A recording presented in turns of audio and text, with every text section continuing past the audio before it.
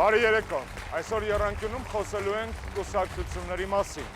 Նոր սահմանադրության պարագայում կուսակցությունները կրելու են Հայաստանի իշխանությունների ողջ բեռը, որքանով ենք մենք պատրաստ այս համակարգին։ Մեր եռանկյան տաղավարում այսօր հյուրընկալել ենք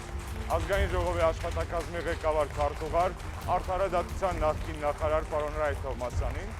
Մեդիամաքս գործակալության գլխավոր խմբագիր վերլուծաբան պարոն Դավիթ Ալավերդյանին և Հայաստանի Հանրապետության Ազգային ժողովի օրինաց երկիր խմբակցության անդամ Ազգային ժողովի պատգամավոր ՕԵԿ փոխնախագահ Մհեր Շահգյուլյանին։ Բարի երեկո, պարոններ։ Առաջին անգամը չէ, որ մենք խոսում ենք կուսակցությունների մասին։ Կուսակցական համակարգը Հայաստանում կենդանի օրգանիզմի է նման, պարոն Թովմասյան, կան ավանդական կուսակցություններ, ստեղծվել էին 80-ից ավել ընթացիկ կուսակցություններ, նոր կուսակցություններ են ստեղծվում, գաղտնիք չէ դուք սահմանադրության կնքահայրերից մեկն եք։ Ինչպես եք գնահատում, երբ որ սահմանադրությունը գրում էիք նախագիծը, ինչպիսի քաղաքական համակարգ էիք պատկերացնում։ Այն, որ սահմանադրությամբ նախատեսված է պարլամենտական կառավարման համակարգ, դա արդեն իսկ խոսուն է եւ բավարար է, որպեսզի ասենք, որ կուսակցության դերը այս համակարգում էականորեն բարձրանալու է։ Պատահական չէ, որ այս համակարգին երբեմն տեսական գրականության մեջ պրակտիկայում անվանում են կուսակցությունների կառավարում, ինչը հեռու չէ իրականությունից եւ բնականաբար ռացիոնալիզացված պարլամենտական համակարգում կուսակցությունները դրանք հիմնական դերակատարներն են։ Մեր հիմնական քննադատները բերում էին այն փաստարկը, որ կուսակցությունները կայացած չեն եւ պետք է քաղաքական համակարգը շարունակի մնալ մեկ անձի վրա կառուցվել կամ նրա շուրջը, բայց սրանք իրար հետ փոխկապակցված են։ Մենք ունենք բազմաթիվ կուսակցություններ, որ էլի մեկ անձի վրա են կառուցվել։ Խոսքը քաղաքական համակարգի մասին է, որքան դու շարունակես ունենալ գերկենտրոնացված նախագահական համակարգ, սուպերնախագահական համակարգ, այդքան կուսակցությունները չեն կայանալու։ Սա պարզ ճշմարտություն է, որտեղ կուսակցությունները նախագահական ընտրությունների միջև ընկած ժամանակահատվածում ռեալ քաղաքականության վրա ազդելու որևէ հնարավորություն չունեն։ Եվ բնականաբար այս ժամանակահատվածում ընդհանրապես կուսակցություն պահելը, այդ ճակերտավոր այդ բառը օգտագործեմ, քաղաքական պայքարի համար շատ քիչ հնարավորություն կա, սրանով է նաև պայմանավորված։ Մյուս խնդիրը ավելի խորքային է, որ մեզ մոտ ընդհանրապես կուսակցությունները սա ոչ միայն Հայաստանն է բնորոշ, ընդհանրապես պոստսովետական ամբողջ տարածաշրջանին, որ կուսակցությունները ստեղծում են ոչ թե երկրում հասարակության առավել լայն շրջանների քաղաքական հայացքները ամբողջացնելու եւ քաղաքական համակարգում ներկայացնելու, այլ հիմնական ասեմ, առավելապես ասեմ, չգիտեմ, դրանցից որը օգտագործեմ, ստեղծվում են այս կամ այն քիչ թե շատ հանրային ճանաչում ունեցող անձի քաղաքական ամբիցիաները սպասարկելու համար։ Եվ սրանով է նաև պայմանավորված, երբ որ մենք ասում ենք կուսակցություն ու հիշում ենք կորպորացիաներ ենք հիշում, կորպորացիաներ ենք հիշում, ակումբներ ենք հիշում, սրանով էլ պայմանավորված, ասենք, կուսակցությունների դերը, որը քաղաքական համակարգում ամենաառանցքայինն է, ամենակարևոր, եթե քո աչքի առաջ գալիս է ինչ-որ կուսակցապետ, որի գոյության մասին դու ընդամենը 1-2 անգամ ես լսել, որքան էլ ակտիվ քաղաքականության մեջ լինես, դրանով ունենք այն պատկերը ինչ որ։ Շնորհակալ եմ, պարոն Թովմասյան, պարոն Շահգյուլյան, դուք ներկայացնում եք մի կուսակցություն, որի ակունքներից եք գալիս։ Օրինաց երկիր կուսակցությունը, հայկական վերածնունդ կուսակցությունը այս ընթացքում ապացուցեց իր քաղաքական կենսունակությունը, լինելով թե իշխանության մեջ, թե ընդդիմության մեջ, վերջին թիմ ընտրությունները դրա մասին ամենայն դեպս բարձրաձայնեցին։ Ըստ ձեզ, որոնք են կուսակցական հաջող գործունեության հիմնական սկզբունքները Հայաստանում։ Գիտեք, նախ իսկապես կցանկանայի։ Ինչու է ձեզ հաջողվում այն, ինչ որ շատերին չի հաջողվում։ Նախ իսկապես կցանկանայի շեշտել, որ ես ներկայացնում եմ հայկական վերածնունդ կուսակցությունը եւ այն գաղափարները, որ ես արտահայտում եմ այդ կուսակցության տեսանկյունից։ Այստեղ կա մի խնդիր, որ երբ որ դու գնում ես կուսակցությունների ձևավորման, իսկ յուրաքանչյուր կուսակցություն ստեղծվել է, չէ՞։ Մենք արդեն 20 տարի է համարյա քաղաքական դաշտում ենք եւ այս ամբողջ ընթացքում պատկերացրել ու մտածել ենք իսկ ինչպես ձևավորել մի կուսակցություն, որը եւ կապված լինի հասարակության հետ, ժողովրդի հետ եւ միաժամանակ կարողանա քաղաքական դաշտում իրականացնել իր գործառույթները եւ իր առաքելությունը, որովհետեւ կուսակցությունը որպես քաղաքական մարմին, որտեղ համախմբված են մարդիկ, պետք է ունենա առաքելություն, որը արտահայտվում է գաղափարախոսությամբ։ Կա առաջին խնդիր։ Երկրորդ կարևորագույն խնդիրը մեզ համար դա հին Ներեցեք ընդհատում, դուք իրոք կարծում եք այսօրվա քաղաքական կյանքում պայքարում գաղափարախոսությունը կարևոր է։ Ես ասում եմ այն, ինչ որ պատկերացրել ենք մենք եւ պատկերացնում ենք այսօր մենք։ Այո, գաղափարախոսությունը կարևոր է։ Ուրիշ բան է, որ կան միգուցե քաղաքական ուժեր, որոնք չեն գտնում, որ կարևոր է, բայց երկարաժամկետ գործունեության համար մեր խորին համոզմամբ, որովհետև եթե ստեղծվում է կուսակցություն, պետք է լինի գաղափարախոսություն։ Երկրորդ կարևորագույն սկզբունքը դա հին ժողովրդավարական սկզբունքն է դեմոկրատական սնուցում արմատներից։ Այն կուսակցությունները կամ այն կուսակցական վերնախավը, որը կտրվում է իր արշարքային անդամներից, նրանք է ժողովրդից, ապրում է կոլապս։ Դա հայտնի օլիգարխիայի երկաթյա օրենքի արտահայտությունն է, այսինքն դու պետք է անընդհատ լինես աշխատես։ Շատ լավ բան ասեցիք, բայց խոսենք դրա մասին ժամանակակից տեխնոլոգիաների պարագայում։ Տեխնոլոգիաների խնդիրը չէ այստեղ, տեսեք, եւ մենք մեր կարևորագույն խնդիրը եղել է անընդհատ աշխատանք տեղերում։ Դուք որ հարցում եք իսկ ինչպես է կարել, անընդհատական աշխատանք բոլոր մարզերում, բոլոր բնակավայրերում, կառույցներ, մարդիկ, որոնք պատրաստ են աշխատել։ Սրանք մի քանի մոտեցումներն են եւ իհարկե դրանից բացի եւ եւս կարեւոր, որին միգուցե արդեն կանդրադառնանք, սա մենք ձգտում ենք անընդհատ տեսնել ընդհանրապես աշխարհում կուսակցությունների ձևավորման միտումները, որոնք են ժամանակակից մոտեցումները։ Սրանք պարտադիր են եւ մենք փորձում ենք նաեւ նույն ԵԺԿ-ի շրջանակներում մեր գործընկեր կուսակցությունների փորձից վերցնել եւ հասկանալ։ Սա մի կարեւորագույն խնդիր է։ Պարոն Ալավերդյան, պահպանողականներ, սոցիալիստներ, լիբերալներ, կանաչներ, ազգայնականներ եւ այլն, գաղափարախոսություն, ինչպես ասաց պարոն Շագելյանը եւ պարոն Թոմասյանը որպես հանրապետական նույնպես գաղափարական կուսակցության ներկայացուցիչ։ Դուք ինչպեսի կարծիք ունեք հայ ընտրողի մասին։ Նրան իրոք հետաքրքրում է գաղափարական հիմքը այսօր։ Ոչ, ընտրությունների լուսաբանման իմ 25 տարվա փորձը հուշում է, որ ընտրողը առաջին հերթին ընտրում է անձանց եւ ընտրում է այն անձանց, ում որ վստահում է։ Ցավոք, առայժմ ցավոք, բայց կարծում եմ, որ կուսակցությունների կայացումը անխուսափելի է, հատկապես նոր սահմանադրության պայմաններում, եւ յուրաքանչյուր կուսակցություն պետք է հստակ հանդես գա, թե ինչ գաղափարախոսություն է այն պաշտպանում, որովհետև այսօր մենք ունենք իրավիճակ, երբ որ կուսակցությունների բացարձակ մեծամասնության գաղափարախոսության մասին հնարավոր չէ պատկերացում կազմել, թերևս նույնիսկ այն պարագայում, երբ որ նրանք ներկայացնում են իրենց կուսակցության ծրագիրը, նախընտրական ծրագիրը,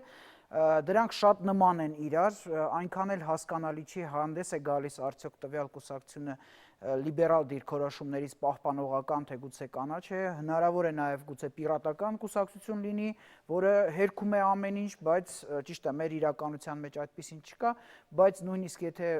այդպիսին լինի, ապա գաղափարների ներկայացումը շատ թերի է կատարվում, այդ իսկ պատճառով նախընտրական փուլում ավելի շատ մենք անձերի բախման ենք ականատես լինում, քան գաղափարների։ Ցավոք սրտի հասարակության լայն խավերը այդպես էլ լավ չեն պատկերացնում, թե ինչ գաղափարախոսություն է հետապնդում այս կամ այն կուսակցությունը, բայց փոխարենը շատ ուշադիր լսում են, թե ինչ խոստումներ է տալիս այս կամ այն կուսակցությունները, խոստումներ, որոնք ցավոք սրտի ընտրություններից անմիջապես հետո մնում են միայն թղթի վրա եւ որոնց մասին շատ հաճախ որևէ մեկը այլևս չի հիշում։ Եվ ոչ միայն Հայաստանում։ Իհարկե, դա Արդեն Թրամփի օրինակով տեսնում ենք երկու շաբաթ անց մի շարք իր նախընտրական խոստումներից մեղմելու կամ հրաժարվելու միտում կա։ Մյուս պետությունները ինձ մի քիչ ավելի քիչ են հետաքրքրում, որովհետև ես Հայաստանի քաղաքացի եմ եւ մտահոգված եմ Հայաստանի ապագայով։ Այո։ Շնորհակալ եմ, պարոն Թոմասյան։ Վաղը Հայաստանի Հանրապետական կուսակցության համագումարն է։ Կուսակցությունը նախաձեռնել է փոփոխություններ նաև վերջին շրջանում կառավարման համակարգում, կադրային փոփոխություններ, բովանդակային եւ այլն։ Հանրապետականը ինքը ունակ է փոխվելու իր ներսում։ Ցանկացած կուսակցություն, եթե նման ունակություն չունի, եթե պատրաստ չի ժամանակի մարտահրավերներին համարժեք արձագանքելու, այդ կուսակցությունը չի կարող երկար կյանք ունենալ։ Եվ երբ որ խոսում ենք գաղափարախոսական կուսակցություններից, ես իհարկե գաղափարախոսական կուսակցությունների մահախոսականը դեռ չէի կարդա, վաղ կհամարեի, բայց դուք աշխարհում պետք է տեսնեք այդ տենդենսը, որ գաղափարախոսական կուսակցությունները աստիճանաբար իրենց տեղը զիջում են, այսպես ասած, տեխնոլոգիաներին, հա, կուսակցությունները առավելապես որպես ընտրություններին մասնակցող կառույցներ իրենք սկսում են խոսել այն տեխնոլոգիաներից, որ իրենց հաղթանակ է բերելու, եւ այս առումով դուք տեսնում ենք եւ, ասենք, նույն հանրապետականների եւ դեմոկրատների Միացյալ Նահանգներում կամ լեյբորիստների ու պահպանողականների կտեսնեք, որ այն մեծ արճակատումը ջրբաժանը, որ նրանց միջև կար, մյուսների կողմնակիցների ձայները ստանալու նպատակով իրենք փորձում են իրենց ծրագրերում, նախընտրական ծրագրերում, հա, ներառել այնպիսի դրույթներ, որպիսի կարողանան նրանց կողմից ձայները բերել։ Ուստի այս առումով այդ տենդենսը միայն Հայաստանին չի բնորոշ եւ ես կարող եմ միջազգային Հանրապետականը վերանայում է իր ծրագիրը, դարձնում է ավելի պահպանողական, քրիստոնեա-դեմոկրատական, մարդակենտրոն միաժամանակ։ Ինչի եք դա անում։ Շատ այդ ամբողջով հանդերձ, բայց եթե նայում ենք, որ հանրապետական կուսակցությունը այս ժամանակահատվածում բավականին երկար ժամանակ է միշտ եղել է մեծամասնություն եւ ձևավորել է կառավարություն, մենք մեր կառավարության ծրագրերում, նաեւ այն ժամանակահատվածում, երբ որ ես եմ եղել, ես կարող եմ մի շարք դրույթներ նշել, որոնք, չասեմ ծայրահեղ սոցիալիստական կուսակցության կողմնակիցները կարող էին նման դրույթներ ունենալ, բայց մենք ունեցել ենք այդպիսի դրույթներ, այսինքն նախընտրական իրավիճակը ազդում է նաև քաղաքական պլատֆորմի վրա։ Նախընտրական տրամադրություններն են ազդում նախընտրական ծրագրերի վրա։ Այսինքն կուսակցության ծրագիրն ու նախընտրական ծրագրերը իրենք ճիշտ է նկատում, որ իրենք կարող են նաև որոշակիորեն իրարից տարբերվել։ Ինչ վերաբերվում է նաև այն դիրքորոշմանը, որ այդ նախընտրական խոստումներից ոչինչ չի մնում, այստեղ պիտի խոսել հենց կառավարման այն ձևի մասին, որը առավելագույնս է հնարավորություն տալիս ընտրություններից հետո կարողանալ հետևելու, թե այդ կուսակցությունը դա անում է, թե չէ։ Նախագահական եւ կիսանախագահական կառավարման համակարգում, այսինքն մեկ անգամյա գործարք է եւ ես ստանում եմ 5 տարվա ընթացքում այդ ինչ որ խոստում եմ տվել, դա կատարել։ Եթե չեմ կատարում, շեղվել եմ այդ ծրագրերից, ապա դու ինձ վրա որևէ ազդելու լծակ չունես, բացի հրապարակ դուրս գալուց։ Պարլամենտական կառավարման ձևը դա քեզ ամեն օրվա հնարավորություն է քաղաքական տրամադրվածությունների փոփոխման պարագայում կամ այն դեպքում, երբ որ իշխող կուսակցությունը շեղվել է իր նախընտրական խոստումներից, նաև այս լեգիստրատուրայի միջև ընկած ժամանակահատվածում այդ ամբողջը փոխել։ Այսինքն կուսակցությունների դերը այս պարագայում, եթե նախագահական համակարգում 5 տարի մեկ հավաքվելն էր, համախմբելն էր, փորձն էր հաղթանակ տանել, ապա այս կառավարման պարլամենտական ձևի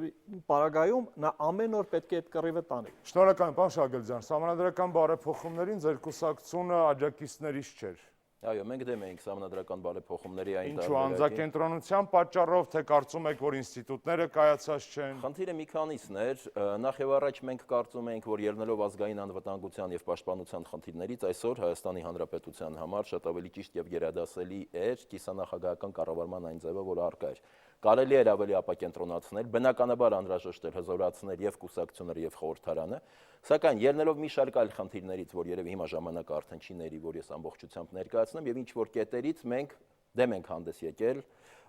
սահմանադրական բարեփոխումների այս տարբերակին եւ այս փաթեթին։ Այստեղ կա մի շատ կարևոր խնդիր, որովհետեւ մենք հաճախ իմ գործընկերները որ խոսում են, ինձ թվում է տեղի ունենում շփոթմունք։ Նախ եւ առաջ գաղափարախոսությունը եւ ծրագիրը իհարկե նույնը չի։ Ծրագրերը կարող են եւ փոխվել, որովհետեւ կյանքն է փոխվում։ Դուք չես կարող 20 տարվա առաջվա ծրագրով նույն պահանջներն ու առաջարկությունները ներկայացնել, բայց գաղափարախոսությունը սա արժեքային համակարգ է։ Այն քաղաքական գործիչը եւ կուսակցությունը, որը հեռանում է իր արժեքային համակարգից, սկսում է կորցնել այն ձայները, որ ինքը ստացել է դրա համար։ Ալբերտ Գորի ընտրությունները դրա օրինակներ։ Այստեղ տրիանգուլյացիայի մեխանիզմը, որը դուք ասում եք, իրապես փորձեցին կիրառել, բայց բալանսը ուրեմն գաղափարախոսական հիմնադրույթներն ու արժեքները պահելու եւ նոր ծրագրեր եւ նոր տեխնոլոգիաներ կիրառելու մեջ պետք է պահպանել։ Խնդիրը ահա սրա մեջ է։ Անհրաժեշտ է, իհարկե փոխվում են ծրագրերը, բայց արժեքային համակարգը, ինչպես եւ մարդը, սա մի կարևոր խնդիր է։ Արժեքային համակարգը պետք է պահպանվի։ Բայց իհարկե դուք մի կողմից դեմ եք նախագահական, կիսանախագահական մոդելից հրաժարվելուց, մյուս կողմից հրաշալի պատրաստվում եք գալիք պարլամենտական մոդելի ընտրությունների։ Տեսեք, իրականության մեջ այսօր սահմանադրությունը ընդունվել է։ Այսօր համակարգը ձևավորում է այդ ուղղությամբ։ Մենք մշտապես կողմնակից ենք եղել կուսակցությունների ինստիտուցիոնալ կայացմանը, որովհետև այլ համակարգ աշխարհը չի տեսել։ Կուսակցությունները փոխվում են, բրգաձև լեգիտիմացնում եք գործող սահմանադրությունը նաև քաղաքական տեսակետից։ Խնդիրը նորից եմ ուզում ասել։ Այսօր սահմանադրությունը ընդունված է հանրաքվեով եւ այսօր կուսակցությունների ձևավորման եւ հզորացման խնդիրը կարևորագույն խնդիր է։ Դա կարևորագույն է նույնիսկ անկախ սահմանադրական բարեփոխումներին։ Հիմա մենք խոսում ենք նախագահական կամ խորհրդարանական կառավարման ձևերի տարբերության պայմաններում կուսակցությունների ձևավորումից եւ ասում են, որ խորհրդարանական կառավարման դեպքում դրանք ավելի ինստիտուցիոնալ են դառնում։ Ամերիկայի Միացյալ Նահանգները արդեն 200 տարուց ավել է երկկուսակցական դասական համակարգի օրինակ է։ Ամերիկայի Միացյալ Նահանգները աշխարհի ուրեմն նախագահական կառավարման ձևավորած պետությունն է եւ մինչեւ այսօր իհարկե այնտեղ մեծամասնական ընտրություններով են անցնում, բայց ավելի կայացած կուսակցական համակարգ, ես կարծում եմ, ավելի կայացած եւ ավելի կայուն, որտեղ փոփոխությունները ԱՄՆ-ն լավ օրինակ չէ։ 4 տարին մեկ մոբիլիզացվում են նախագահի տեխնացուային առաջարկում, հետո մոռանում են, հետո պարոն Թովմասյանի ասածն է։ Ես ավարտեմ, պարոն Թովմասյան։ Հիմա բնականաբար ցանկացած դեպքում կուսակցությունները պետք է կայանան եւ ձևավորվեն։ Ցանկացած դեպքում դրանք պետք է ունենան կառավարման համակարգ։ Այլ տարբերակ չկա։ Իմիջիայլոց դրա հետ միասին մենք պետք է մտածենք նաեւ հասարակական կազմակերպությունների եւ կուսակցությունների մասին նոր օրենքի նախագծի մասին, եթե ուզում եք անդրադառնալ, թե ես պարոն Ալավերդյանին հետեւյալ հարցն եմ ուզում տալ։ Պարոն Ալավերդյան, տեսեք, Հայաստանում կան քիչ կուսակցություններ, որոնք գոնե 2 քաղաքական ցիկլ ապրում են, ակտիվ կյանքով, չեմ ասում պետրեգիստրի կնիքով, հա, քիչ են այդ կուսակցությունները։ Ավելի շատ խոսում են նախագծերի մասին կուսակցությունների անվան տակ, քան ինստիտուցիոնալ կառավարման տեսակետից։ Ձեզ թվում է, որ խորհրդարանական համակարգը մաղելու է այդ տասնյակ կուսակցություններին, որոնք գոյություն էլ չունեին իրականության մեջ, եւ բերելու է գոնե 5, 6, 7 հիմնական կուսակցությունների Հայաստանում։ Ես հույս ունեմ, որ այդպես լինելու է, որովհետև այսօր թե անվանումների, թե լիդերների առումով հասարակության համար, այսինքն սովորական ընտրողի համար շատ մեծ շփոթմունք կա, որովհետև ձեր մատնանշած կուսակցությունների կամ մարդ կուսակցությունների բացարձակ մեծամասնությունը ակտիվանում է հենց նախընտրական շրջանում, այսինքն կես տարի առաջ, եւ դրանք ի վերջո փորձը ցույց է տալիս, որ հայկական վերածնունդը արդեն կլանում է փոքր կուսակցություններին, որքան չի կլանում ընդհանրապես միասնական ձևավորման process-ը տեղի ունեցել, որի միջավայրից առաջինն էր Հայաստանը։ Սովորաբար այդ փոքրիկ կուսակցությունները կամ մարդ կուսակցությունները ի վերջո չեն հայտնվում պարլամենտում, փորձը ցույց է տալիս, բայց դրանք կարողանում են ձայներ փախցնել այլ կուսակցություններից եւ հաճախ վճռական նշանակություն է ունենում այդ փոքր թվականակը, որպեսզի ինչ-որ կուսակցություն, որը իսկապես արժանի էր պարլամենտում ներկայացված լինելու, չկարողանա։ Արդյունքում ես հույս ունեմ, որ նոր սահմանադրությունը թույլ կտա ձևավորվեն Հայաստանում մի քանի, ասենք միջև 10 հիմնական կուսակցություններ, որոնց միջև պայքարը իսկապես կլինի թե գաղափարական, թե ծրագրային, որովհետև ճիշտ է, իմ գործընկերները շատ ճիշտ են նշում, որ ընտրություններից կախված, այսինքն այս պահի դրությունից կարելի է տարբեր բաներ առաջարկել, այնուամենայնիվ, եթե մենք նորից նայում ենք Միացյալ Նահանգների փորձը, տեսնում ենք, որ հանրապետականները միշտ հանդես են գալիս պահպանողական արժեքների կողմից եւ երբեք իրենք ինչ-որ լիբերալ կամ ծայրահեղ լիբերալ արժեքների մասին չեն քարոզում նախընտրական շրջանում, այսինքն ինչ-որ սահման այնուամենայնիվ մնում է։ Մեղմ է, պոպուլիզմ չկա։ Այո, եւ հակառակը լիբերալները միշտ հանդես են գալիս շատ առաջադեմ առաջարկներով, որոնք ի դեպ ի վերջո միշտ չէ որ կարողանում են իրականացնել, այսինքն միշտ ավելի շատ են խոստանում, քան թե կարողանում են հետագայում անել եւ միշտ կարողանում են պրոգրես է, պահպանողականությունը, կարողանում են բացատրել ինչու չեն կարող, որովհետեւ Միացյալ Նահանգներում այնուամենայնիվ համակարգը կայացած է եւ կա այդ բալանսավորման հնարավորությունը եւ անկախ նրանից թե ով կլինի այնտեղ նախագահ Տրամպը,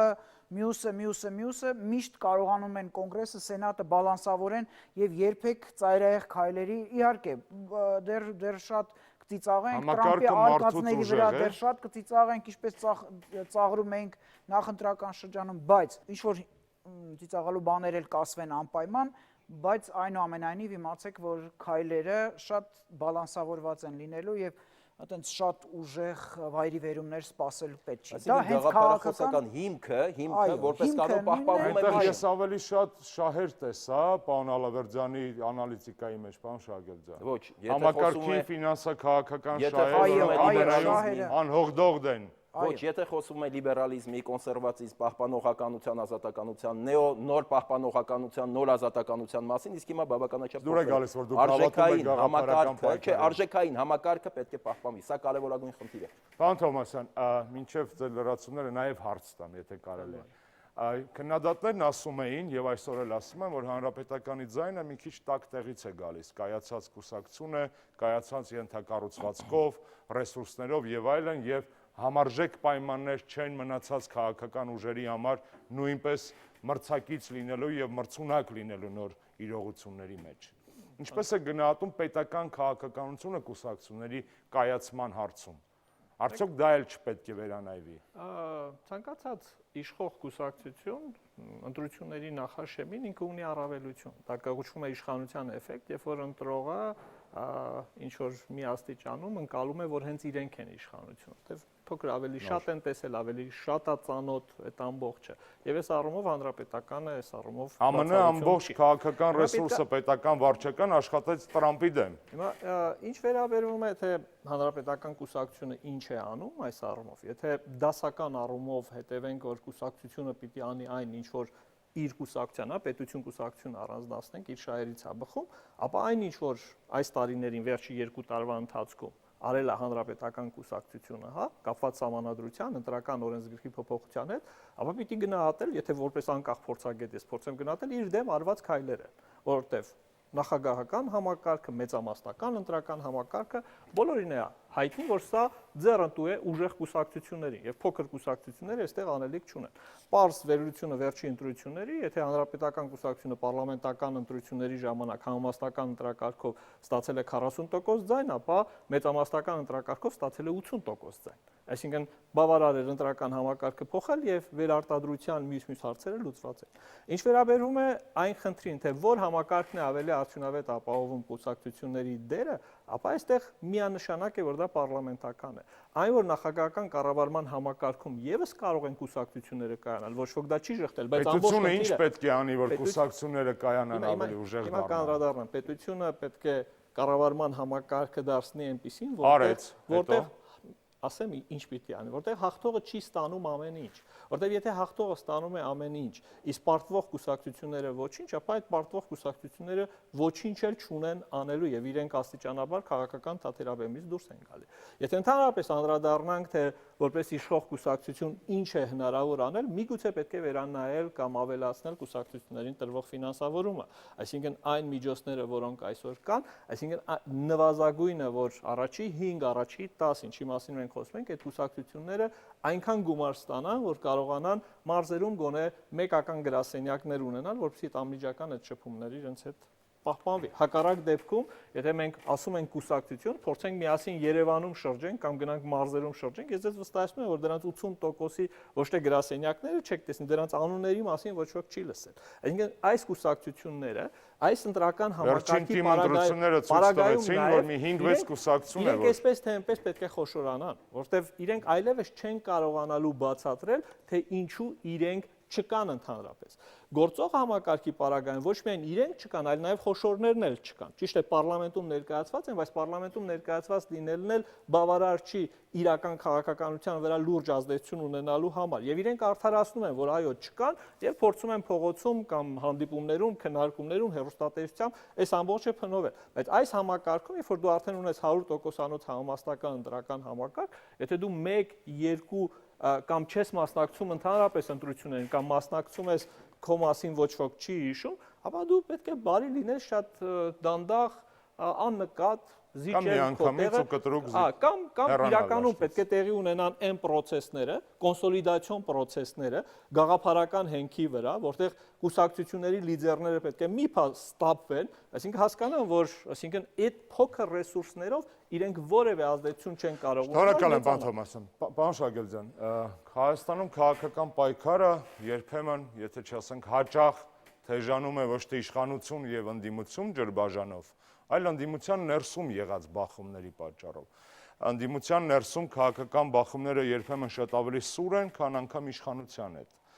Եվ ավելանում են կուսակցությունները այսօր հենց ընդդիմության դաշտում։ Ինչու՞մն է խնդիրը, որ մենք քաղաքական դաշտում իշխանության բևեռում ունենք 2 կուսակցություն, լեն ու բոլ տեղավորված, ՀՀԿ ՀՅԴ, իսկ դաշտի մյուս մասում ունենք 78-80 կուսակցություն, որոնք կներեք բառիս համար հրմշտվում են, թե ով է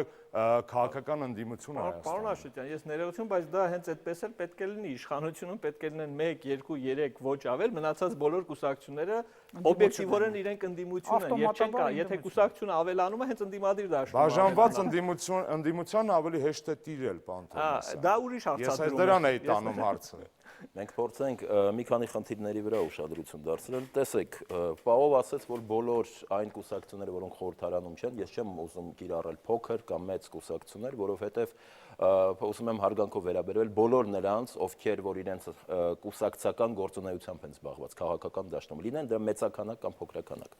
Հիմա խնդիրը հետևյալն է։ ով ասաց, որ բոլոր այդ կուսակցությունները, որոնք խորհրդարանում չեն, միայն ընդդիմության դաշտում են։ Ոչ, կան բազմաթիվ կուսակցություններ, որոնք իրենց հայտարարություններում, արտահայտություններում, մոտեցումներում պրոիշխանական են։ Սա միանշանակ է իմ խորին համոզմամբ, այնպես որ դասավորվածությունը Համոզմունքով են պրոիշխանական թե Գիտեք, հույսերով։ դուք կուսակցություններին իրենց պետք է հարցնեք։ Ես չեմ կարող որպես կուսակցության ներկայացուցիչ, հայկական վերածնունդ կուսակցության ներկայացուցիչ խոսել բոլորի դիրքերից։ Հիմա տեսեք, խնդիրը հետևյալն է, որ այո, այս վերջի ժամանակահատվածում բազմաթիվ կուսակցություններ են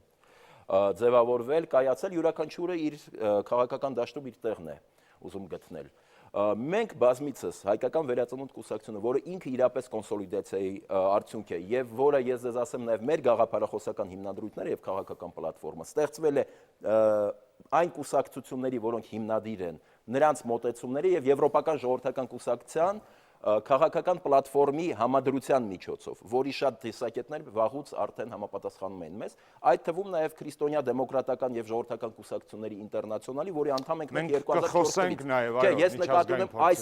այս կոնսոլիդացիան, այս ընդհանրականությունը տարբեր կուսակցություններ, այո, մենք արել ենք։ Երկրորդ կարևորագույն խնդիրը։ Յուրաքանչյուր կուսակցություն, լինի ընդդիմության մեջ կամ իշխանության մեջ, իր ստրատեգիան ինքն է որոշում։ Կան կուսակցություններ, որոնք խնդիրը իրենց կայացումը փորձում են իրականացնել նաև ցեղ շպրտելով, ընդդիմադիր լինելով, ընդդիմադիր քաղաքական ուժերի վրա, որը անհասկանալի է։ Բնականաբար ընդդիմադիր քաղաքական ուժի խնդիրը հա պայքարելն է այն քաղաքականության դեմ, ես չեմ ասում կոնկրետ կուսակցության, բայց այն քաղաքականության դեմ, որը այսօր վարում է իշխանությունը, սա դասական տարբերակ է։ Հիմա ներողություն, ես փորձեմ եւս մեկ խնդիր լուծել։ Նաեւ տեղական ինքնակառավարման ընտրությունները, որպես լակմուս տաղավարում խնդիրներ են լուծվում, այո։ Իրականության մեջ, իսկ ինչու ոչ, որովհետեւ կա հասարակական կարծիք եւ մարդկանց հետ ենք խոսում։ Տեղական ինքնակառավարման մարմինների ընտրություններ, եւ դուք շատ ճիշտ դա ասացիք, եւ մինչեւ տեղական ինքնակառավարման մարմինների ընտրությունները մենք ասել ենք, սա լակմուսի թղթի նման է լինելու։ Բազմիցս իշխանությունը ընդդիմությանն ասում է, չեք կարողանում տեղական ինքնակառավարման մարմինների ընտրություններին մասնակցել։ Հայկական վերածնունդ կուսակցությունը մեր օրինակով եմ ուզում ասեմ, ըստ էության համաչափ ուրեմն արդյունքներ ցույց տվեց ամբողջ երկրով մեկ։ Այո, մենք այսօր ըստ էության ձեռքբերումներով երկրորդ տեղում ենք դուրս գալիս եւ ստացանք նոր գյուղապետեր, ավականու նոր անդամներ Գյումրիում եւ Վանաձորում եւ նաեւ կուսակցությունների մոտեցումները սա են։ Իրոք, հայկական վերածնունդը լավ արդյունքներ ցույց տվեց, բայց այս հարցը անկախ փորձագետին հարց ունեմ։ Տեսեք, թիմ ընտրությունների արդյունքները, որ վեր ենք լուծում, բացի հանրապետականից հաջողության են հասել այն ընդդիմադիր ուժերը, հիմնականում ԲՀԿ-ն եւ ՀՎԿ-ն, որոնք իշխանության մաս են եղել ժամանակին։ Ինչով եք սա բացատրում։ Ես կարծում եմ, Համակարգի գործունեության նրբությունները գիտեն, փորձ ունեն, մարդիկ ունեն, ենթակառուցվածքներ են ստեղծել։ Կարծում եմ ունեն Ինչու ամենահաջողված այն ընդդիմությունը, որ ժամանակին եղել է իշխանություն։ Կարծում եմ ունեն մարդիկ եւ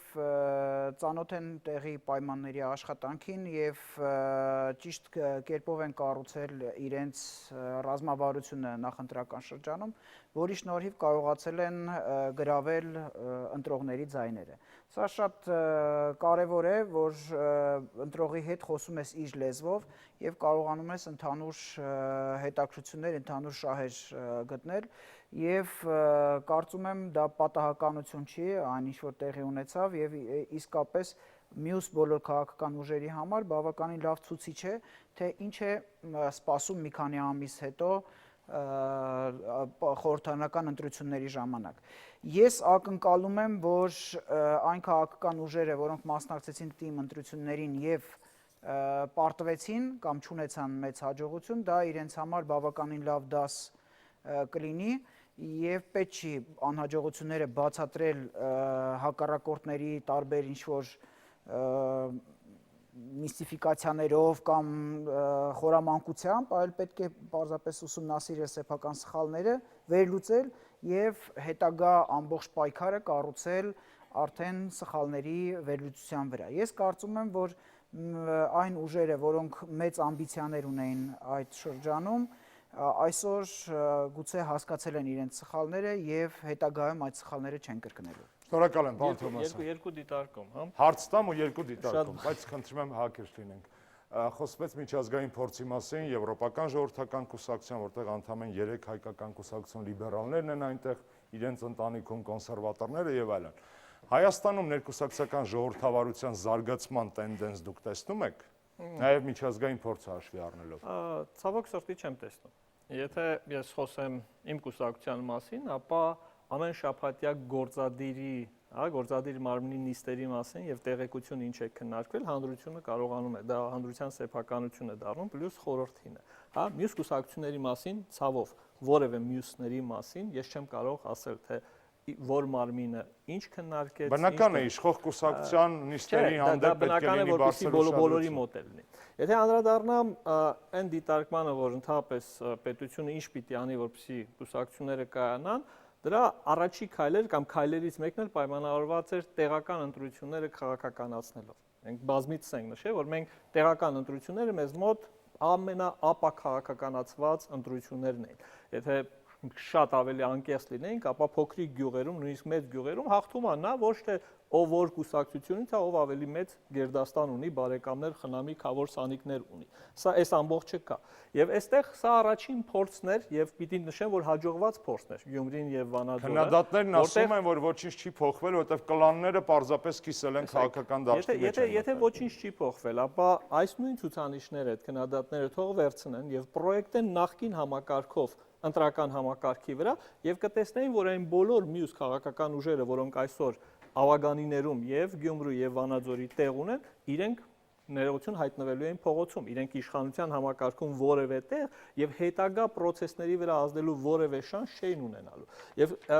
մյուս խնդիրը, որը կար, մեզ մոտ ստացվում էր հետեւյալ կերպ, հա, եթե փորձեն ֆուտբոլային լեզվով խոսել, մենք ունեինք միայն բարձրագույն լիգա, բարձրագույն խմբի առաջնություն եւ ցանկացած կուսակցություն, ցանկացած թիմ, որը ստեղծվում էր, իր գլխավոր միանգամից ինքը պետք է գար բարձրագույն խումբ եւ փորձեր այնտեղ խաղալ։ Եվ անհաջողության, երբ որ մատնվում էր, բնականաբար այդ ֆուտբոլային թիմը ընդհանրապես չէր կայանում։ Բայց կուսակցությունների կայացման հարցում գոյություն ունի մի գլխավոր առանցքային նշանակություն ունեցող հարց, դա արդար ազատ ընտրությունների անցկացումն է։ Որովհետեւ, տեսեք, Գյումրի եւ Վանաձոր որքան էլ կրքերը թեժացան, բայց ընտրությունների կեղծելու, քվեաթերթիկ փոխելու, այլ անձի փոխարեն քվեարկելու գումար բաժանելու տեսագրություններ եւ լուսանկարանում եւ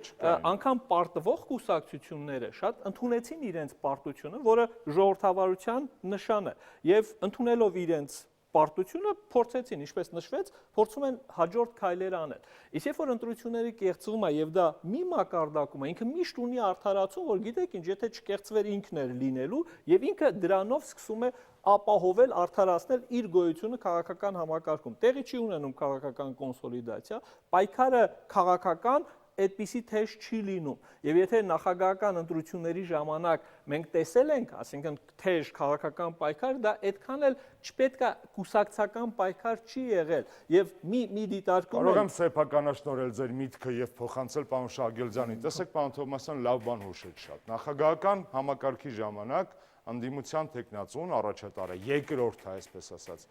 ընտրություններից հետո շատ արագ փոշիացրել է իր քաղաքական կապիտալը։ Թողներվի ինձ, բայց դա ճշմարտություն է։ Վազգեն Մանուկյանը 96-ին, Ստեփան Դեմիրճյանը,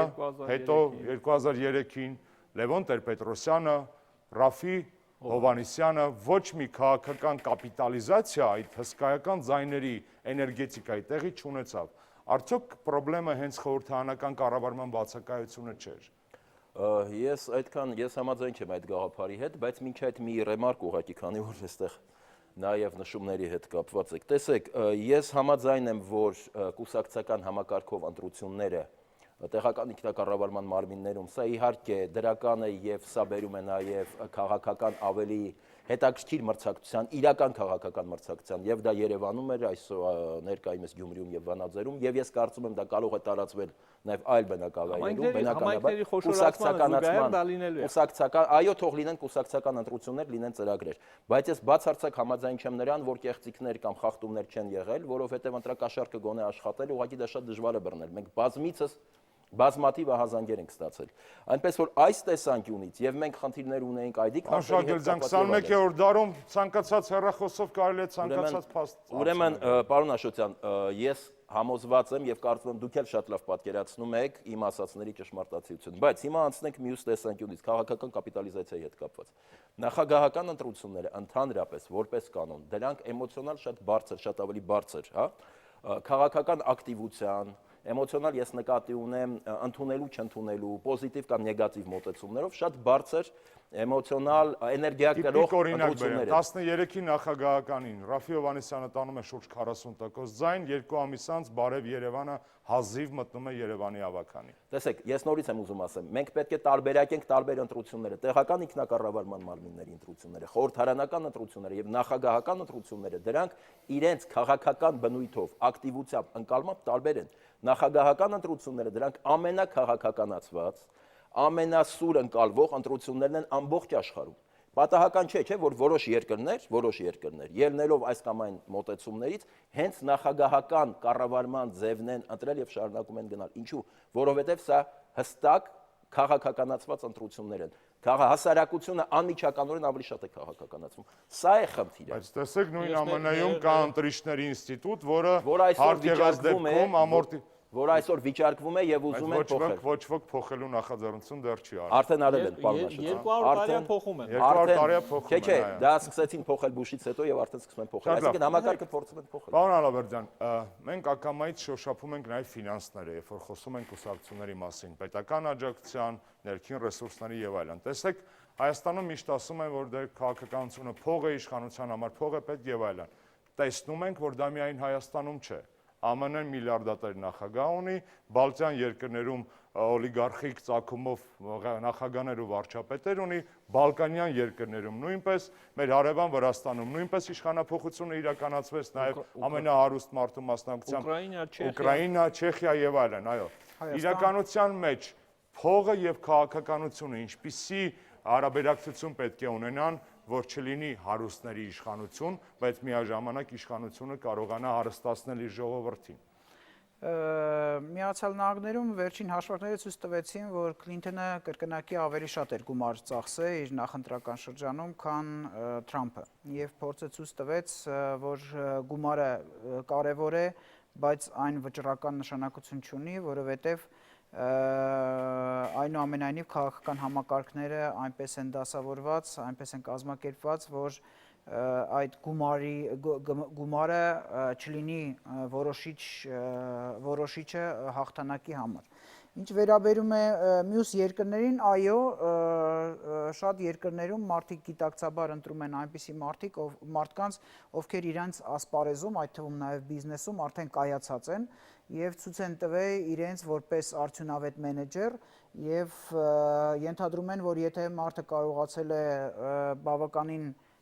էֆեկտիվ իրեն ցույց տալ իր ասպարեզում, ապա կարողանա նաև կառավարել պետություն։ Սա բացարձակապես զարմանալի չէ, որովհետև նույն Թրամփը հենց այդ ճանապարհով է եկել եւ ցույց է տվել, որ ինքը սկսելով 0-ից կարողացել է դառնալ միլիարդատեր, այսինքն կազմակերպել մի քանի անգամ, այո, եւ կարողացել է իրեն որպես արդյունավետ մենեջեր ցույց տալ, գուցե դա էր նաեւ հիմնական պատճառը, ինչու ժողովուրդը նախընտրեց նրան, այլ ոչ թե Կլինտոնին, բայց այդտեղ շատ կարևոր մի հանգամանք կա, որի մասին կուզենայի ասել։ Թրամփը բազմաթիվ պոպուլիստական հայտարարություններ է արել եւ դրանով գրավել է այն մարդկանց սիրտը, ովքեր հոգնել են բարդ խնդիրների մասին, բարդ խնդիրների մասին կամ դիվանագիտական ինչ-որ պատասխաններից, այսինքն ինքը թե բարդ թե պարզ խնդիրներին բավականին պարզ լուծումներ է առաջարկում, մասնավորապես օրինակ միգրացիայի հարցում ասում է մենք պատկ կառուցենք Մեքսիկայի հետ սահմանին եւ կստիպենք մեքսիկացիներին վճարել այդ պատի համար եւ այլն։ Այսինքն այնպիսի բաներ է ասում, գուցե եւ չկարողանա իրականացնել իրականում, բայց այնպիսի բաներ է ասում, որը հոգեհարազատ է բազմաթիվ խորհրդարանական ընտրություններում Հայաստանում նույնպես նման տեսակի։ Ես համոզված եմ, բայց մի ուրիշ մտավախություն ունեմ, որ ու միշտ այդ մտավախությունս իրականում է ատելության, խոսքի հսկայական մասնաբաժիններ են միշտ իրար վրա լցվում նախընտրական շրջանում, ինչ որ պահի դա բացատրելի էր, բայց վերջին շրջանում զգում եմ, որ հասարակության որոշակի զանգվածներ դա լավ չեն ընդունում, լավ չեն ընկալում եւ իրար նկատմամբ ատելության խոսք ասելու փոխարեն նախընտրում են, որպեսզի մասնակից ուժերը ներկայացնեն, թե ինչ են պատրաստվում անել, որպեսզի այս մարդուն տվյալ ընտրողի համար հետագայում ընտրություններից հետո ավելի լավ լինի։ Ես պատկերացնում եմ, որ կհաղթեն այն ուժերը, ովքեր հստակ ծրագիր կկարողանան ներկայացնել երկու հարցի շուրջ՝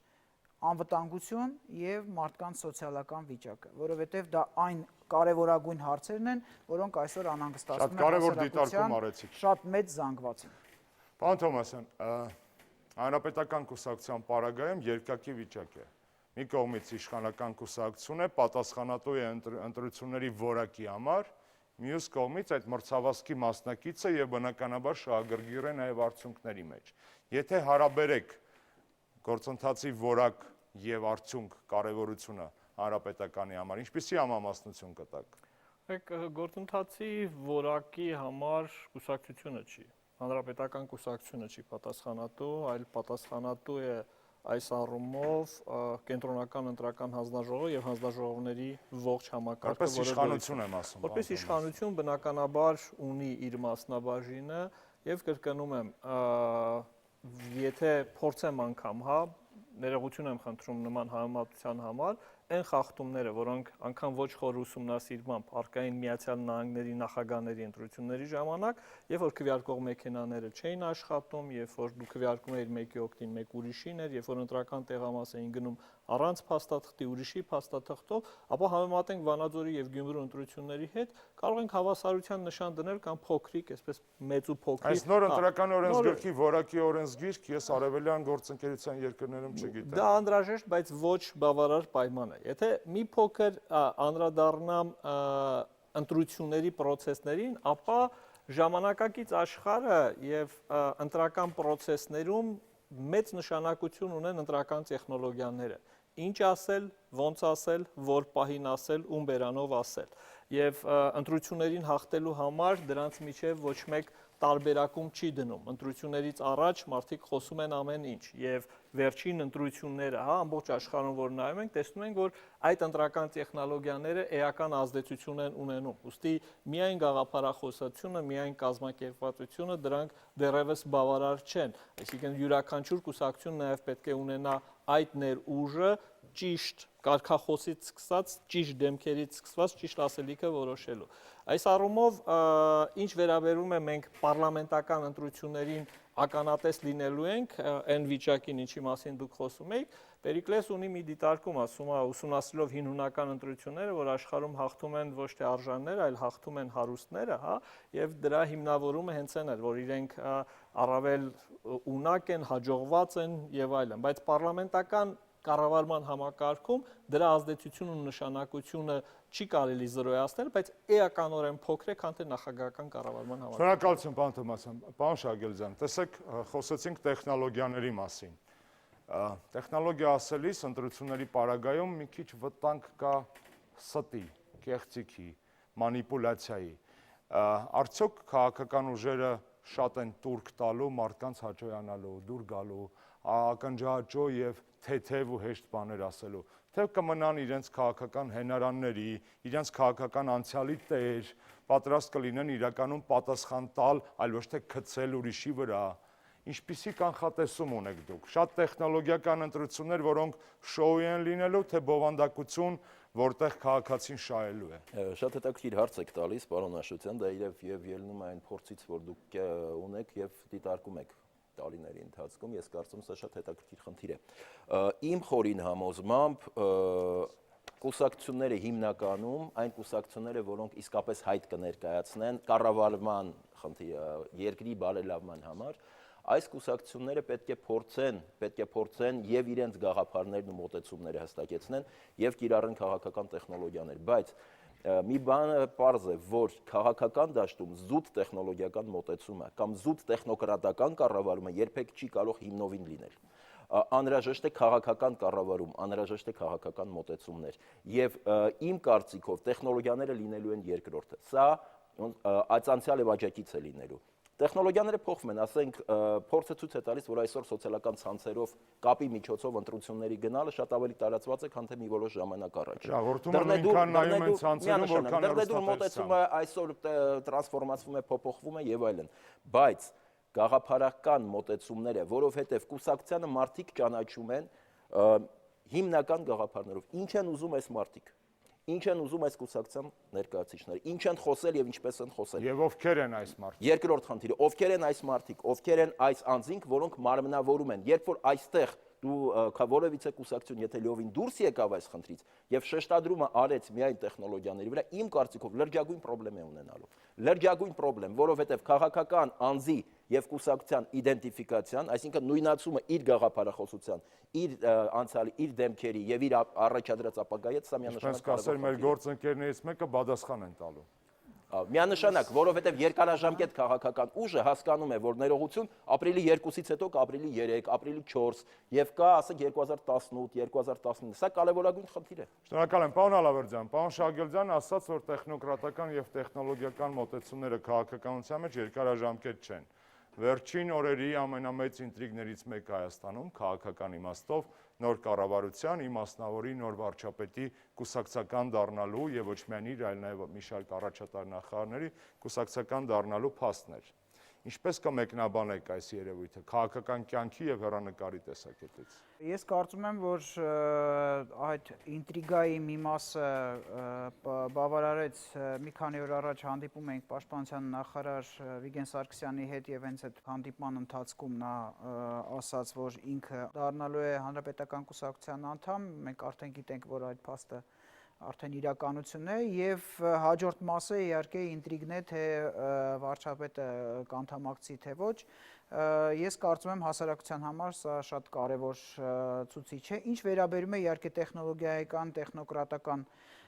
խնդիրներին, ես ուզում եմ ասեմ, որ մեր հասարակությունում, հատկապես մեր շրջանակում խիստ գերագնահատված է սոցիալական ցանցերի եւ հատկապես Facebook-ի ազդեցությունը ընտրական process-ների վրա։ Իրականում այո, մեծ թվով մարդիկ են ընթերցում ստատուսները, մասնակցում բանավեճերի, բայց իրական կյանքում դրա ազդեցությունը բավականին սահմանափակ է եւ սա հնարավորություն է տալիս կուսակցություններին իհարկե որոշակի ման ձեռք բերել, համակիրներ ձեռք բերել, այնուամենայնիվ հիմնական աշխատանքը պետք է իրականացվի տեղերում։ Ապավինել Facebook-ի, սոցիալական ցանցերի եւ նույնիսկ ավանդական մեդիաների հզորությանը չարժի, իհարկե որոշակի տրամադրություն դրանք ստեղծում են, այնուամենայնիվ չեն փոխարինում այն աշխատանքը, որը պետք է կատարվի անմիջապես ընտրողի հետ տեղերում։ Շնորհակալություն, հարգելի հեռուստադիտող։ Հին Հունաստանում քվեարկությունը իրականացվում էր բակլայի կամ լոբու հատիկներով։